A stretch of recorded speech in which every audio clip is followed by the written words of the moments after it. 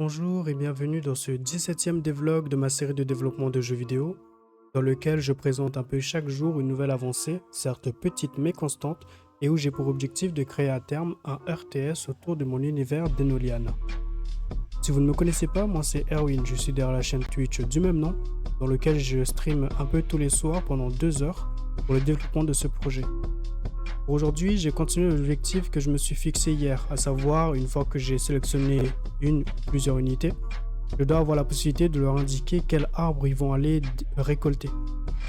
Bon, je ne suis pas arrivé, en tout cas pas comme je le souhaitais.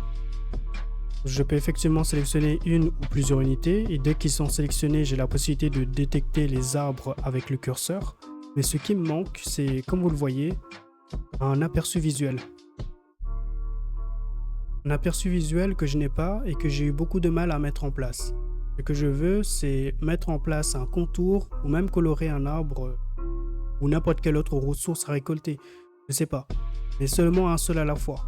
Et lorsque je fais un clic droit dessus, une petite fenêtre doit apparaître et me laisser le choix sur la prochaine action à faire, comme récolter ou détruire. Mais comme vous le voyez, ça ne me sélectionne pas un seul arbre à la fois, mais tous les arbres. En fait, c'est l'ensemble des arbres sur la map, aussi grande soit-elle, et c'est ça mon blocage. Les tutos et les discussions sur le sujet ne sont pas clairs ou datent de beaucoup trop longtemps pour être d'actualité. Du coup, j'ai fait appel à ChatGPT. Il m'a donné une petite piste, mais ça voudra dire passer des heures à comprendre le fonctionnement des tilemaps. J'ai aussi la possibilité de passer un temps indéfini sur YouTube pour chercher ma réponse, mais c'est vraiment en dernier recours et sans doute après que cette fonctionnalité soit passée en blocage persistant.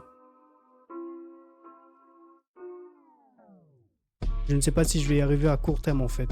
J'ai trop peu d'expérience avec Godot et je manque de beaucoup de notions en développement de jeux vidéo en général. Du coup, ce sera donc l'objectif de la prochaine vidéo, mais si je n'y arrive pas, ça glissera automatiquement dans la case des fonctionnalités bloquantes et je passerai à une nouvelle scène dans laquelle je vais tout simplement essayer de rassembler l'ensemble des éléments que j'ai développés jusqu'à présent. Voilà, c'est donc avec ça que je vous quitte et vous donne donc rendez-vous demain pour une nouvelle vidéo et la suite. Tchuss!